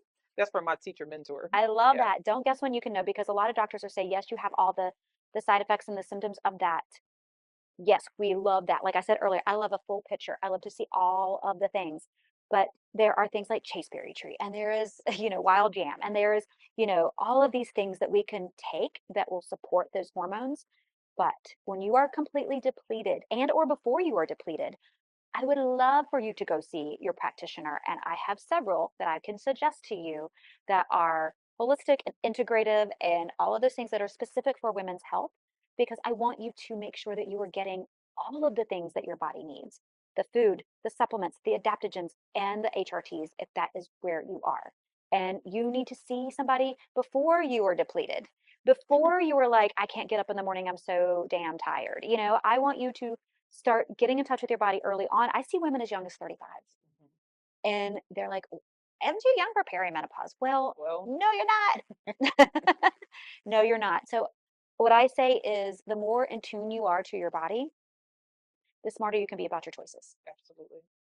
Absolutely. And you saying about try to do all the big things first before you go to HRT, from just how the body works, hormones are should be the last thing you try to fix because your hormones are responding to a lack of something or an excess of something. Yeah. So typically, if you address those first things you said, your hormones will regulate in the proper way. Yeah. And if they don't still, then you have the hormone intervention. But a lot of people like to just shoot in the dark, go straight for saying, oh, I don't have enough T or I don't have enough estrogen or whatever, and they just want to jack it up, not understanding it's a whole symphony of coordination that's happening, right? So if you haven't addressed the eating, if you haven't Yep. addressed the mindfulness, if you haven't addressed the stress, if you haven't addressed those things, you again band-aid on the bullet one. Yeah. And any well informed practitioner in the hormone world will tell you what those nurse practitioners and doctors said to me that they want to get to those. And that's why they hire and send their patients out to health coaches because they know that the first line of defense are the things that we've talked about this entire time. Yeah, First and foremost, yeah, yeah. it's the same too. And I tell people too, I mean, yes, sometimes if you have symptoms that are so chronic, yes, sometimes we have to put some medicine in Yeah, there. You might need the prescription, you might need this. You know, there are chronic symptoms that absolutely need to be addressed. So don't think that we're like, no, don't do that. Do right, everything first right. because it's all about where you are in your path. But I do believe firmly that if you get these other things fixed first for a lot of things, not everything, then you have a better knowledge about what's right for your body. So true, so good. Okay, well, what is the one thing the wellness industry keeps getting wrong about women over 40 that you wish they would correct permanently? And I'm sure there's a whole laundry list of those. I mean, I think it's the Band-Aid on the bullet wound. You said that so many times, and we've all the people in the nurse practitioner world, in the medical world, the holistic integrative world, health coaching world, all of us keep saying this. It's like when you go straight to let's give you a hormone replacement therapy immediately, that's not necessarily bad. But what it is giving people permission to let the rest of it go by the wayside. Mm, yeah, I I like think how you said that, that. and I feel like this about GLPs. I feel like this about Oh everything. gosh. And that's a whole nother 5 hour conversation. And I am not against any of this because it is all necessary in the right frame with the right messaging. Because I think that if you are like, here you go, you are giving people permission to not Yes. work on the other things that are necessary around that. And I think that if you are not, if a doctor's office doesn't have a nutritionist that they send you to, or a health coach, or some other kind of practitioner that they're referring you out to, I would question your medical practice. I That's think all I'm saying. that's a great advice. If they don't have a well-rounded approach, even if they're in that particular lane, and they know they don't, because doctors don't know everything. They study what they study, or we study what we study. You can't do it all. I will tell you what happened to me really quick. Yeah. And this is why I say this. After having olive, my body was like, what the? And I was the one you had later in life. Yeah. After having olive at 46, my body's like, what the F? And didn't say it. See, it was what the fuck? So I decided I would go back to an OB/GYN and, make sure everything was okay. I was, doing all the things, right? And still I was just, it was all over the place. I ended up going to an OB Hmm. or a gynecologist, and she said, your three choices are Here we go. you can go on birth control, you can Oh, have that needs to be ablation its own show surgery, on just on birth yeah, control. Oh God. ablation surgery, birth control, or a hysterectomy. And tell people what the ablation surgery is for those who may That's not know. literally taking that cauterizing and burning the outside or the inside of the uterus out so you're not bleeding as much or you're removing the excess tissue. So all of these are a little bit scary and invasive, right? And I'm thinking, okay, well, she didn't even offer me hormone replacement therapy. She didn't even mention that. And also, I said, is there an Oh, herbal, kinder, gentler way to maybe, keep my body from, doing all these crazy things? it makes my heart hurt, like literally. I No. feel pain. And I immediately felt angry because I knew better. But I was so mad at her and her practice. And I said to her, I was like, so there's nothing else. She's like, there is no research to show that any of these other herbal or adaptogen or supplements were helpful. And I just said, I am very disappointed in you. Oh, you And told her. I did. Oh, okay. Yeah. Have you met Well, me? Have true, you met me? true, true. I said, I am very disappointed in you. And I left. And I was I wanted to write a review, but I refused to say anything nasty. And at the time, I didn't want to say anything nasty, but it was my signal that I needed to dive deeper into the research of helping women get more informed about their bodies. And not to defend her, she most likely did not She learn didn't that. know. So you're That's why following I the was like, protocol. Yeah, she did what they say she should do, yeah, and suggested what they say you should. They, as in uh they, the the royal the they, powers that be. the Um, medical complex. yes, yes. So it always makes my head hurt, my heart hurt. I You know, know. Well, just and the thing that I said, and this is what I've said to the other practitioners in the hormone health world that I've talked to since then, they were like, the disappointing thing is not that she didn't know or that she's telling you wrong information. The disappointing thing is that you, as a just regular person that doesn't even have a medical degree, can go to find Aviva Rom, Sarah Godfrey, Marie Claire. oh, Viva, Yeah, I know she is so Viva, you great. gotta come on the I show. know. Oh my God, Aviva, I want to be on the show when you're here. You are so awesome. Have all your books. I know. She has, I have all of her books. I listen to her podcast I every love day. her. And then on the other end of that spectrum, there's Mary Claire Unpaused and Sarah Godfrey. But Aviva Rom is very, very in the natural, kind of what we Yeah, believe world where there, but these other women are also telling so you great. really helpful Absolutely. tips too. And if I can go there as a health coach, just a regular old girl, and go get this information, and she has courses and she has classes and she has workshops and a retreat. We should go to a retreat. Oh, that's a good idea. And but so does Sarah Godfrey. And so all these people have these more informative retreats. So can these medical practitioners. Absolutely. So I suggest y'all do if y'all if you listen to this podcast, which you then I suggest you also do your research. Yes. And in the field, you have to take CEUs. So instead of taking the same ones, take something outside your discipline and expand your horizons and come up on the latest research. So everything's still evidence backed. Yeah. Yeah. Well, you have been phenomenal, Mandy. You We are have too. so many tangents we can go down and do multiple shows, but I always end the interview segment with a question I ask every guest. Oh gosh. Okay. So if you could tell the listeners to make one more informed choice this week, what would it be? Oh my gosh. One more informed. Okay, this is what I would do. Oh, can I do two? Absolutely. All right. One, go to a hypno breathwork session. Two, learn to read labels. I love that one. I'm always talking about Learn that. to read labels. That's one of the protocols in my Mm, health coaching that I do in one of the modules. Learning to read labels, know what natural means, know what organic means, know what sustainable farming is. Learn to read your labels, know what the codes are on the barcodes on your vegetables, and just educate yourself on label knowledge, grocery store knowledge. That would be the most important thing that you could do. oh, I think that's one of the best answers. I'm totally biased in saying that. That's one of the best answers we had in terms of that last question. Well, this is fantastic. We're going to transition to our herbal spotlight and we'll be right back. Okay, thank you. Okay, so welcome to our herbal spotlight. And as always, we have to pick an herb that relates to the conversation we had. And we had a pretty vast conversation.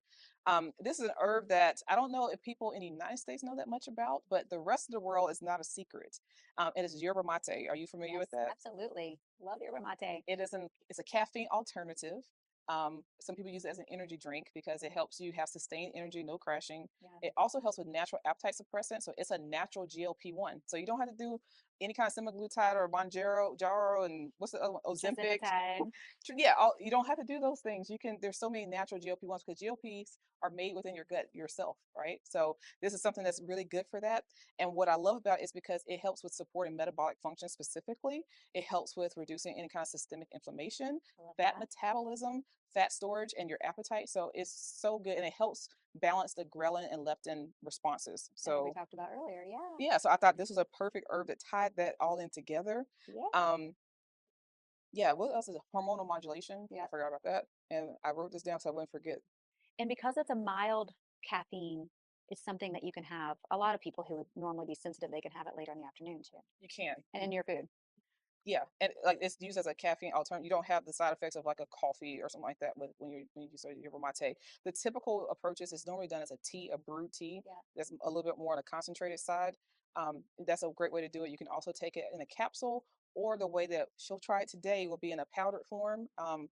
They're not. I'm not sponsored by them, but this is like a great way. It's just single ingredient. And I will say make sure it's raw, not roasted. Also, make sure it's not in latte form.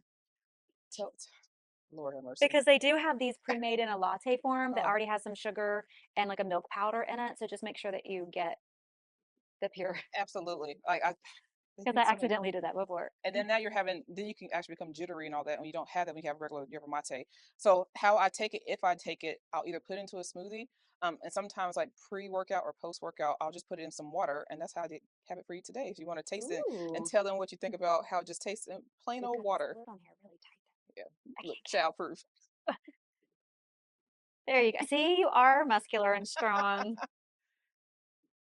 Mmm. Oh, yummy. What is your sweetener? No sweetener. That's a really good one.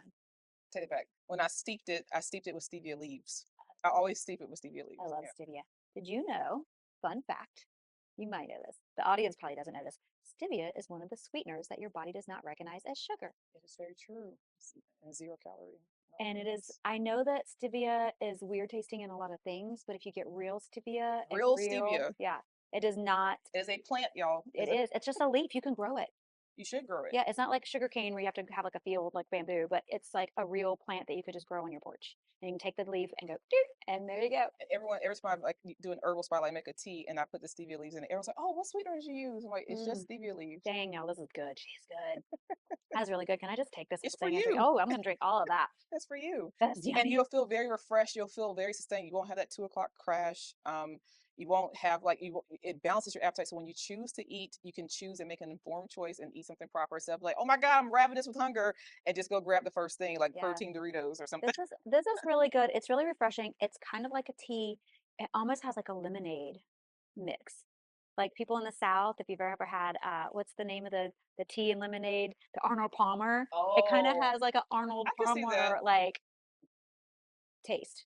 Not all the way, just it's reminiscent of it. Like I feel like it's a strong taste because I don't normally drink like something that's akin to like caffeine like that, but Yeah, it doesn't taste bad. But you definitely can taste it. tastes good to me. Yeah, you definitely can taste it. So But I like natural tasting things. yeah, you I have to love that. appreciate the grassiness and the earthiness of things. I'm glad you really like that. I do. I Okay, really like it. I was like, very refreshing. I mean, I've had other yerba mate drinks that are pre-made, like in the containers before, I've but never never had those. really. I've Oh only my God, had like the just the leaves. this is good. You know, have some more. Yeah, have it all you want. And while she's enjoying that, we're gonna go to our next segment, which is the Be Wealthy Nigerian Kitchen. So, based on our conversation today, I wanted to make sure I made something that was high protein and filling and Plant-based. always plant based and always delicious. It smells so good, you guys. I really do wish they have invented smell-o-vision. Smell-o-vision. Why don't they have this yet? They have AI, they have all these things, but we cannot smell. I mean, she hasn't even cooked anything really yet, but it smells so good right here. I mean, there's garlic and all kinds I'll of review, ingredients. and these are all single ingredient foods. Okay, Okay. and I love to make a one pot dish as she does as well. So that's why I said let me create something that's one day. I always create the dish in my head, and I make it for the first time live. Okay, Really? You're doing this for the first time? Oh my yeah. gosh. I love this so much. Yeah, that's how I do. So far, everyone's loved the dishes I've come up with, and if they love it as being here, I guess you get to take it home with you. Oh my Okay, God. so Yay. so yeah, so I conceptualize and taste it in my head, and then put it together. So I'll go through the ingredients with you guys. So our key protein sources here, we have some fava bean tofu. We have navy beans, which is not only great for protein, but it's also high in resistant starch, which is great for your gut health. Love that. So this whole dish comes together. I think it's 42 grams of protein. If you check the meal planner out, it'll have all the nutrition facts there. All of our spices. So we have smoked paprika. We have some Italian seasoning, red pepper flake, and a little bit of bouillon just to add some flavor. We have sun-dried tomatoes, not in oil, because I always say use oil with intention, because one little tablespoon is 120 calories. Okay, so that adds up really fast. So we have our They're like this. yes, people love to do that. We have some diced onion. We have some diced minced garlic, and at the end, just to brighten things up, we will use the juice of half of a lemon, and then we have some organic tomatoes. I couldn't find it. They didn't have the right kind of. They were not.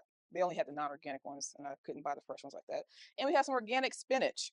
And then we're gonna serve this stew. I guess I didn't even say what the dish is. What did I call it? Did you call it something? Did you have a name for it? I called it a Tuscan white bean stew with super firm tofu. I love it. I So that's love what it. it is. I love it. And I'm going to serve it over. So, I love an ancient grain like a millet or a sorghum or a fonio. So today, because I had done my meal prep, we have a mix of brown rice and quinoa that we can Looks serve so it over. Or yummy. you can do it without any grain base. It's whatever you prefer. I didn't turn it on. So it was okay. It's like, Annie, turn me Yeah, I on. turned it on, but I didn't turn the temperature thing up. All right, so the first thing we're gonna do, and she'll assist by handing, Okay. I'm gonna put in just under a tablespoon of oil. And we are going to saute our fava bean tofu. Here you go, ma'am. And so tofu you can use soybean tofu, fava bean tofu, red lentil tofu, brown lentil tofu, chickpea tofu, pumpkin seed tofu. What do you think is the most high protein content? Between the soy and the fava bean. Okay. Um, because the only reason I say that is because those come in the more concentrated forms where you can get it in extra firm or super firm. Okay. The other ones that are so commercial, and you can make it yourself, but most people are not going to do that. The ones that are so commercially are more like on the firm side. So anything like silken or firm or medium, they'll have naturally less protein, they have more water in it. Okay. I'd love to know that about tofu. Yeah. So the super firm is the most intense amount that you Okay. can get. So all I did was take 1 pack of tofu and cube it, and I just put 1 tablespoon of soy sauce on it, and 2 tablespoons of nutritional yeast, and a teaspoon of smoked paprika. Oh my gosh, I'm doing this at home. That's so smart. I'm always wondering, like, what are the best ways to season tofu? Because people are like, it doesn't taste like anything. Well, it tastes like anything you put on it. Anything. But I love a super firm texture Right. because The it's got that chew. really nice bite. Right. Right. So we're gonna just let this do its thing and let it get like brown, and then I'm gonna take it out and then we'll assemble the stew. I love it. So while we're letting that kind of do its thing, we have this thing where it's like a rapid fire round so that the people get to know you Oh better. no. So we're not just watching a pot just, You don't cook. watch a pot boil. So rapid fire, the first thing that comes to your mind, no judgment. Oh gosh. Okay. One food you eat every single day without fail. Oh my gosh. I think an egg An egg. almost every day. Almost every day. The wellness trend you wish would go away. Carnivore. Like high meat, high protein only, with no No veggies. fiber. No fiber, no veggies. Yeah, that part. The favorite way you move your body that has nothing to do with burning calories. Oh, a static dance. I love it so much. It just feels so good. And for those who don't know what that is, So a static dance is just dancing with no instruction, just listening to your body, just moving around, following the music. It's really good somatic movement. It's kind of like, back in the day when you just go listen to the DJ and you would just dance and there's no assigned dance movement, and just closing your eyes and just letting the movements come. And you might, look like a crazy person, but you dance like no one's watching. dance like no one's watching. I love it. The one thing your clients always resist and always thank you for later. Breath work. That seems powerful. Yeah. Yeah. The hypno breath work. Morning person or night owl? I am not a morning person. I Really? am not. I hate. I am shocked. Really? Yeah. Okay, so there's a stigma around not being a morning person, and I've had to fight that my entire life because I hate getting up in the mornings. I love my slow mornings, and that is one of my big self-care things because I'm not going to go anywhere before like 8 o'clock, 9 o'clock most times. I've been a hairdresser or something in the, Mm. the that industry, like a bar, restaurant industry, server industry for a really long time. So then you didn't have to get up early for that. And then I was a hairdresser. I could make my own hours, and no one's really coming in early to get their hair done most of the time. So that worked out for me. And then I became a wellness coach, and I'm like, I can make my own hours with that. So I've never had to work a corporate getting up early job, which has always worked out in my favor because I'm not a morning person. And my daughter has reiterated that for me because she loves to come cuddle. She's a morning person. Oh, She sweet baby. loves to, Olive's 5 now, and so she loves to come cuddle. And I'm like, I can't take a job that means that I miss out on cuddle Time. time, even if it's 5 minutes. So No, that's super important. Like, I that's love my that. boundary. Slow mornings. Well, I know you don't currently live there anymore, but you did have like a farm life, Yeah. right? So farm life taught you something about your own body that you did not expect. What was that? Oh gosh. I think that farm life was hard work, harder physical labor than I'd done in a really long time. I always tell people, I have arthritis and, swollen joints, even though, I'm working on it with my inflammation all the time.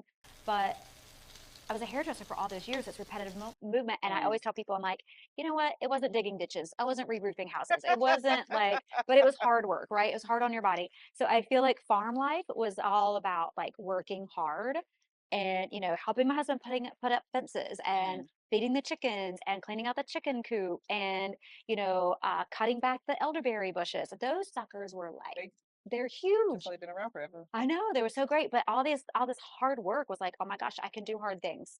Ooh, I have my sticker on my cup says that. I can I do can hard do things. hard things. I love that. I always love that phrase. That's And awesome. yeah, but I didn't know I could, I mean, I can work hard, and I grew up in the country. But you never had to test yourself in that way. Yeah, I think it was that. And then you saw that Like you dig rose actual above. ditches for trenches. I'm like digging ditches, like, good God, this is a lot of work. But I'm like, you know, it was good. It's hard physical labor. It was amazing. That's super awesome. Yeah. Okay. The meal that makes you feel most like yourself. Mm, I think one of my favorite things to eat is some kind of Indian food.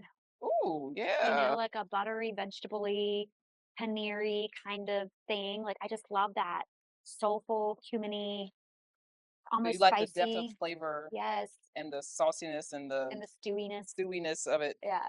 I mean, I love a lot of food and give me a big old plate of pasta with some veggies in it any day, but I feel like I feel like in a past life I lived in another country. I must have because I love those foods that have like all the things in them. Like all these herbs and spices just make me feel like, okay, it just feels so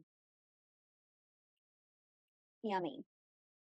I don't know the word. What is it? Because food is medicine, so it really reaches down deep when it's something like wholesome and then you're cooking it with good intention. Yes, Because cooking with the right energy and intention is an ingredient.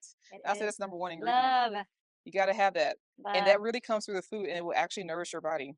So what's really funny about that statement is I cook food for retreats a lot, and when I do that, everybody that's ever been at the retreats, pretty much all the people who have led the retreat that hired me, the people who come to the retreat, they're like, Mandy puts in such a intention and that secret ingredient of love.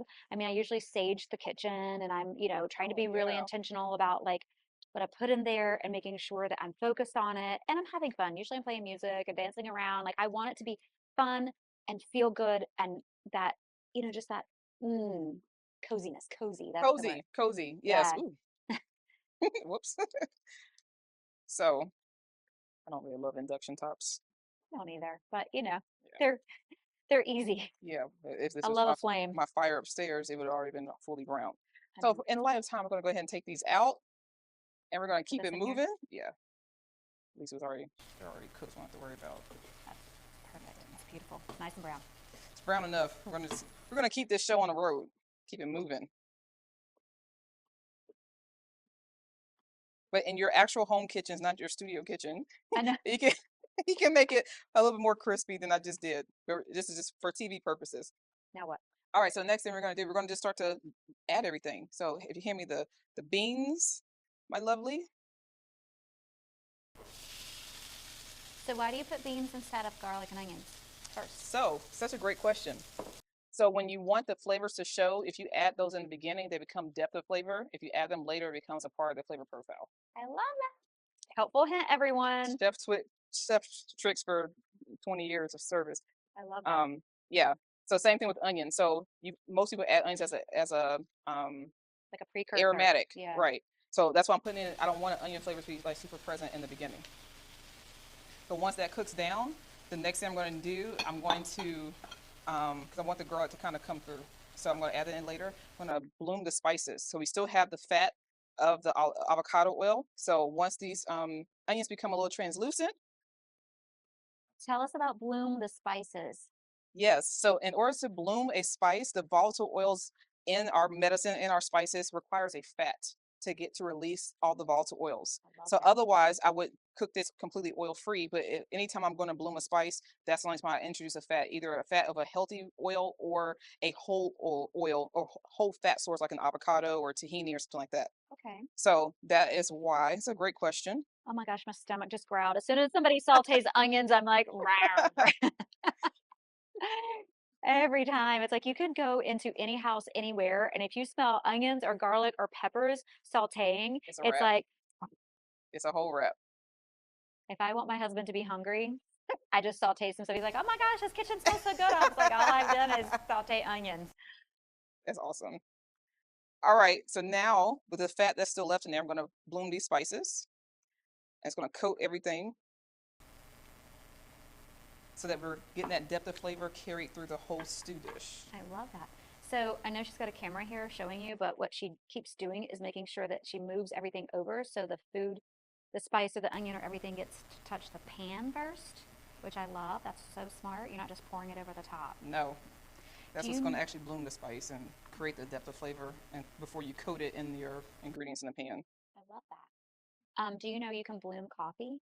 Yes, and you should bloom. If you're going to drink it, you should bloom it. Yes. And so my friend owns not just coffee, a little plug, and they do pour overs and they do the water and they do a real pour over so it blooms the coffee. And I did not know that was a thing for It's a so whole long. thing. Like, so if you go, especially if you're traveling throughout Europe, they always do that. That's why it tastes so different. If you don't mind, hand me the sun-dried tomatoes. Of course. Here you go, my dear. And also, if you can go ahead and hand me the actual tomatoes.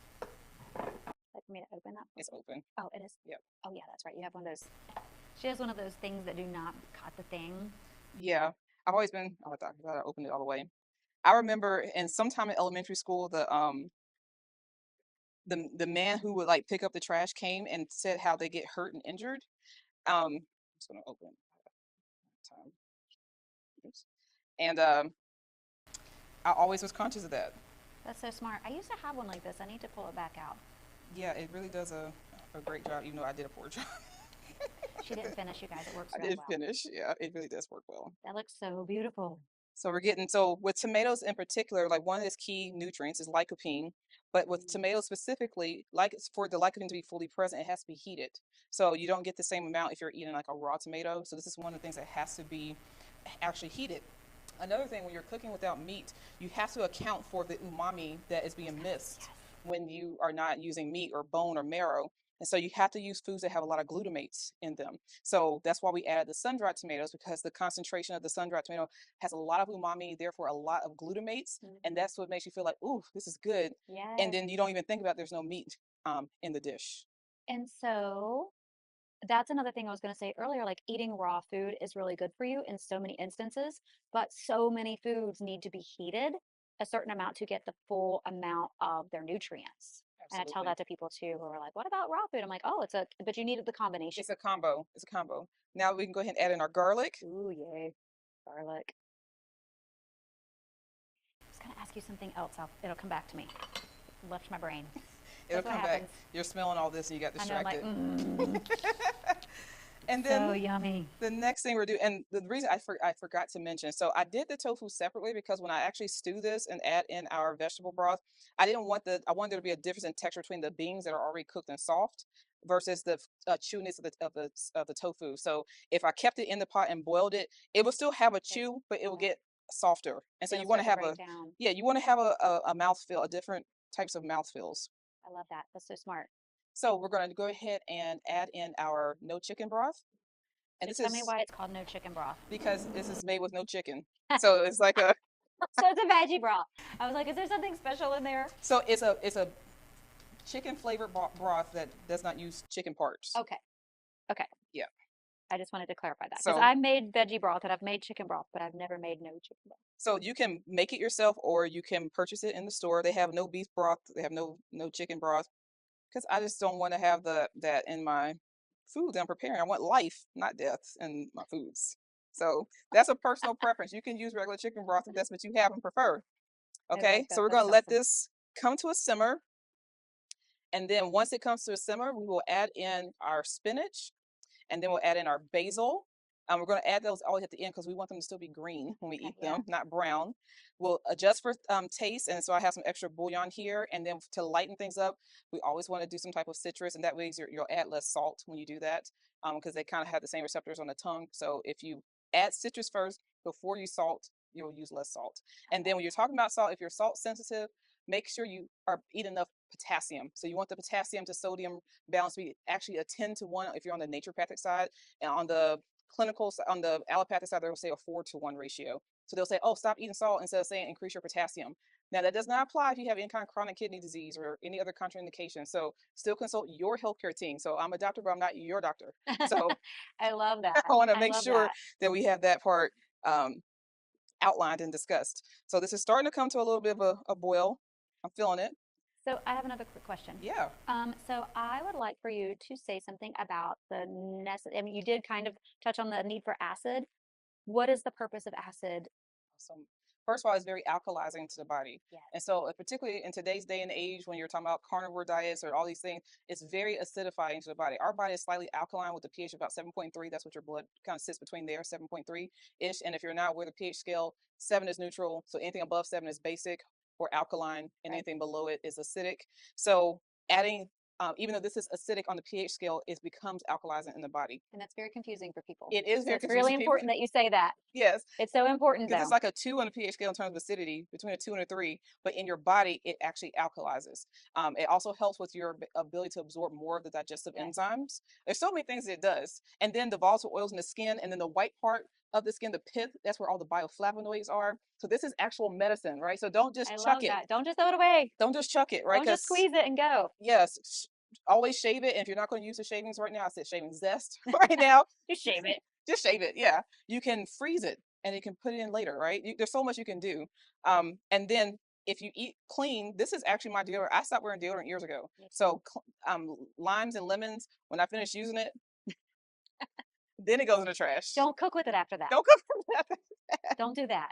We're gonna skip that part. Nobody's going to do that. We're not gonna do that. I will So, say too, another thing about acid. So when you put, oh, I forgot to finish it. Yeah, oh yeah, go ahead and keep going. finish. Yeah. I was going to say it helps with your digestion. So it makes sure that the pH of your stomach is high enough in the acid scale to make sure that food digests correctly in your stomach before it gets to your gut. So your gut's not doing all the work. So, and she said it how people say it, but just so Yes, your the doctor, the clinical clinical way, version. I they'll love that. say, "Oh, you have low stomach acid." No, your stomach acid is too high in terms of being on the pH scale. Right. You don't have the digestive fire, and as we age, your digestive fire naturally goes down. Yes. So that's why you should not eat when you drink. You should not drink when you eat, because that dilutes your digestive enzymes, especially when it's already getting less. That's why I always give the analogy: a boy that's 18 years old can eat 5 steaks, no problem. Then he's 55 and can't barely process one and trying to figure out what's going on, because you don't have the same digestive fire. So your stomach is an acidic place. It has to be acidic, and for you to be able to break down foods, specifically proteins, and for you to be able to absorb all the enzymes and nutrients that you need. So if you're not aware of that, if you're not drinking alkalizing water, you should be putting lime or lemon or something in your water. Don't drink plain H2O. Always infuse it, make it H3O2. That's what's going to actually help with that, and then you're actually able to absorb most of these nutrients, and you're going to feel fuller for longer, and it's going to come out in your skin, because people, that's like a precursor to collagen in your body, right? You don't have to drink another species collagen. You can give it the raw materials, and your body can make its own, right? Not that I'm hating on collagen supplements, and I'm not. I'm just saying, No, this is important. it's, yeah, you just Well, don't and have to do another that. thing, there's so many things. I start my digestion in the morning with warm lemon water. So You do good. not have to put in an entire half of a lemon. You only need like a quarter to an eighth of a slice. You squeeze it in your warm lemon water. You can even put a pinch of sea salt in there. You It's should. really good for your electrolytes, because that's what helps you absorb water all day long better, And so you're you're not going not to pee every dehydrated. 5 minutes either. If you're peeing all the time, you're like, I don't want to drink water because I pee all the time. That means that you are not hydrated. You It's are not going it's just intracellular. going into the cells. You're not opening up the cells with that electrolyte of the lemon or the citrus and the salt. And make sure that you're using clean sea salt. Right. So make sure it's either been third-party tested for microplastics, or use the ones like a Celtic salt, a Baja salt, or the Redmond salt from Utah. There's a Utah. new one from Mexico too. The Baja. That's from Yes, the cenote down there. Yeah. Yeah. I have a bags. I know. Bags and bags of it I'm like, upstairs. taste this salt. People are like, you're crazy. It tastes like salt. I'm like, no, it's different. It tastes It so is different, delicious. and it's packed with tons of minerals. Yes. So this is why, like, you don't need to drink these poison drinks like Gatorade and stuff like that for electrolytes, because electrolytes are just minerals, and that's what makes the water alkalizing. So when you buy alkaline water, they've done it artificially, and they've done it by displacing the electron. Well, I won't get all that, but so you've done Science it. is so exciting. They've done it in that way, versus true alkaline water. Like, if you go to a spring, like we drive to Concord, to the actual natural spring there. So all the water we drink in the home and cook with is from, it's off camera, you can't see it, but she can see it. It's a bottled water thing, But but it's in a from glass, spring. 5-gallon glass jar, and we fill it up at the spring, and it makes it alkaline because of the minerals present in it. You have your magnesium present, and you have all things present in there, and sodium is a electrolyte, and our bodies run on that, right? That is the literal battery that keeps things powered. So when you just go no sodium and you don't have any context because you don't understand how it works, and your doctor is not a nutritionist, And he's saying, your blood pressure's too high. Stop having salt in your food. girl, the headaches they give me, the headaches. I know people are like, stop eating salt. You're getting inflamed and puffy. And I'm like, it's not the It's salt. not the salt. It's not the salt. Now, again, if you have chronic kidney disease, or any disease where you're particularly where your kidneys are involved and you're supposed to be on a low protein, low potassium diet, this is contraindicated. What we're Right. saying, okay? But also no iodized salt. Lord, first of all, it's not even real iodine; it's synthetic I iodine. know. That's a whole other thing. Synthetic vitamins and I minerals. am so hungry right now. This smells so good, you guys. You might hand this back to tofu. Yes, this is so delicious. Now this is a stew, so some people like their stews a little loose, some people like it a little bit thick. So you can let this, like for me, I prefer things thicker, so I will let this concentrate down more. But since we are going to put this over a grain, we can have some of the soupiness, Mm. stewiness. So now before we add our bouillon and lemon, I'm going to taste for seasoning, excuse me. I'm going to taste for seasoning and see if we need anything, if it's just right or not. And guys, taste as you go. Do not let it be a surprise when you sit down. It's too salty. Okay. And then the whole family's like, what is this? Right. And then you're wasting food. You can save it if you taste it along the way. Yeah, so I have a little story about that. My first adventure in cooking Asian, and he That did was that pretty again. good. In cooking Asian food with fish sauce was inedible because I was not aware of how strong fish sauce was. I mean, I knew what it was. I'd had fish sauce before. I'd had it in kind of like Thai food or Vietnamese food, but I had never really understood like the amount that you're supposed to put. And I followed the recipe, I thought, but I accidentally put too much. It was the worst, most foul thing I've ever cooked in my entire life. And I made it for my ex-husband, and he was like, "I can't eat this." And I'm like, "Why? Why? I didn't taste And it that's along why the they're way." the worst. Yeah. He's like, "Nope, no more. Your food's awful." But I mean, and he was shocked because I am a good cook. I make really yummy food. But he was just like, "I can't eat this." I And was, y'all were both surprised sitting down eat it. yes, because I didn't taste it. I would have tossed that thing and started over if I had tasted along the way. I Ooh. love it. I love it. Love it. It was actually really funny. And I'm like, "I'm sorry, we're eating out tonight." Like this is not even salvageable at this point. Oh my gosh, it was so awful. And the smell, because it's fish sauce. It tastes like fermented fish. Literally. Yeah, it's bad news. They make one that's with mushrooms that's much milder and a Yes, little bit. they have a vegan fish sauce, Yes, y'all. So it's really good, even though it's still like a fermented deep flavor. and the fermentation part of how that's so great for your gut health. Right. Yeah. We So didn't good even for your get to gut health. touch on probiotics. So much like you'll just So have to many come back, things. man. I You just have know. to I'll come come back. back anytime you want, especially if you're gonna cook for me. I'm Jeez. gonna always feed you now. I That love goes that. without I'm so saying. excited. So, You guys, in the true smell informed so good. choice practice, so we have our dish that I've never made before. She's going to taste it live on air and give us her true reaction. All right, y'all. And I didn't say, so I think I said, or maybe I didn't. This is served over a combination of brown rice and quinoa. You did say that, but you can always say it again. We'll try to get a bite that's not gonna burn my mouth.